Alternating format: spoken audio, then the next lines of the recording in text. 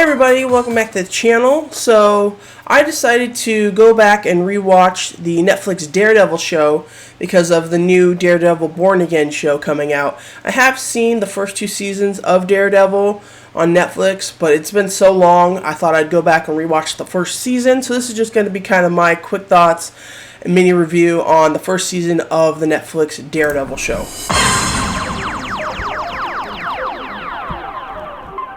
So I didn't really remember. I kind of had like a idea of what this vague sort of overplot of the show was, but there's actually a lot of stuff that I did not remember in season 1 happening or when it happened and the events of the season. So I really like the lead character, Matt Murdock. I like Charlie Cox in the role. It's no wonder they brought him back to play the character. He's really good in it. And I do like Foggy Nelson. I don't like Karen Page to start. I like her journey throughout season 1, but to start with, I don't really like her character. But I think her journey and everything going on with Ben Urich, I think that worked really well for her. And then I totally forgot, but it's like we don't actually get the Kingpin, Wilson Fisk, until like the end of episode 3. So like the first 2 episodes, he's kind of just like this tease of like this overlooming the boss, and we get his henchmen and sidekick and all the other people that he works with, Madame Gao, Leland, Wesley, Nobu, like we get like the whole gang and everything. So I do kind of like setting up this like, ooh, who's the Kingpin, right? So I do like that. Of course, Vincent D'Onofrio is great in the role. I like him. I like that he's a complex character, right? Like he loves Vanessa.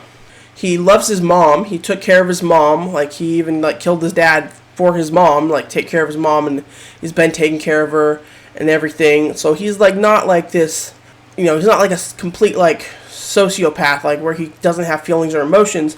So you can kind of sympathize with him a little bit, and he kind of blames the corruption in the city for why his dad ended up the way he did and everything, and why he had to do what he did and everything. So that's why he wants to kind of go back and fix the city. It's just the difference in philosophy of how you go about fixing the city between him and Matt, right? Like Matt wants to like punish the bad guys by kicking their ass, and Kingpin like actually like does illegal things and shady stuff on the side and kills people and pays off the cops and everything. But he's doing it because he thinks he can make the city better, and that's like, it's like the Thanos thing. Like the best villains always think that they're the heroes, right? And so I do really like that kind of like dichotomy between Kingpin and Matt and everything. And I like the flashbacks we get of Matt, like kind of his origin story of how he became blind and how he kind of learned to hone his senses to kind of create somewhat of a picture that he can kind of make him see. It's not really seeing, but it's like he can use his senses to like create some type of image in his mind. So I like all of that stuff. And then of course his guilt over being Catholic and doing what he does and talking with the priest. So all that stuff I think is really good and interesting. I really like Foggy as like his best friend, and then like when Foggy finds out like he's like brokenhearted over it. So I like Foggy's journey and then Karen's journey as well. I think she doesn't know Matt is the devil of Hell's Kitchen though by the end of it, but she knows something is going on with Matt. And then I like Rosario Dawson's character, the night nurse. I like her. She kind of comes in and out, especially in the first few episodes, of taking care of Matt, patching him up, wounding him up. And then there's this sort of flirtation, are they going to, hook up or whatever? And of course, she doesn't agree with his lifestyle, so they can't. And, the way Foggy talks, like Matt's like a real womanizer anyway, so I do like all of that stuff. I don't remember her name. But I do like the characters that we get.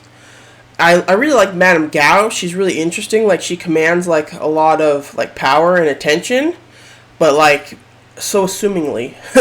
So I really like the Madame Gao character. Like, even like the Kingpin doesn't want to like piss her off, right? So I do like that. And of course I think we're gonna get more of her, if I remember correctly, in the second season. So that's gonna be interesting.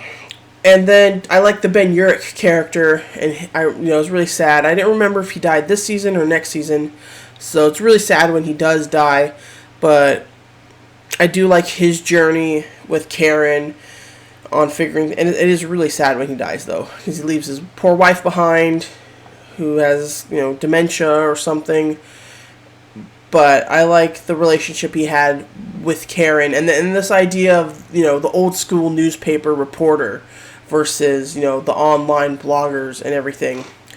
I think that they could have done, a little more with that, and had it been made today, I think it would be even more relevant to kind of the way the media handles these type of situations in politics. I think that could be more interesting. So overall, I really do like the first season of Daredevil. It was better than I remembered it. The action is really good. I actually really like Matt in the sort of black suit, like the all black suit. But of course he gets the upgrade to his classic suit at the end of the show, the season. So I do like that too. But I kind of just like it, the simple black. Of course it doesn't offer any type of protection for him, but it kind of just looks nice and sleek. And of course at nighttime it might be harder to see him, and I think that's kind of why the red is a bit more muted, because he is fighting at night. And then at the end of the season, he also gets the nickname Daredevil, because we've just been calling him the Devil of Hell's Kitchen the whole time. And I like how he goes about taking out Kingpin, but then also they have like this cop friend who's like just a really good guy at heart, and he's like a good uncorrupted cop. And so I really do like that. So, and then I just, maybe the show could have done a little bit more lawyering. Like, I don't know how they're making money if we never see them. Like, they had one client, Mrs. Cardenas, and then she died. So, I'm not sure how they're making money, or how Matt affords this nice apartment, how Karen affords her apartment, where the heck does Foggy live. So, that's always just kind of a trope in shows and movies. You can't really think too much about how they're paying the bills and paying the rent stuff. But other than that, yeah, I really do think this is a good show, and I'm looking forward to watching season 2, because we get the Punisher in it. So yeah, I enjoyed this. Yeah, I haven't seen Daredevil Born Again as of this recording. Looking forward to it, but I thought I'd do a little refresher. I did really like Daredevil on the She-Hulk show, and his little cameo in Spider-Man No Way Home. Again, I think Charlie Cox is really good in this role.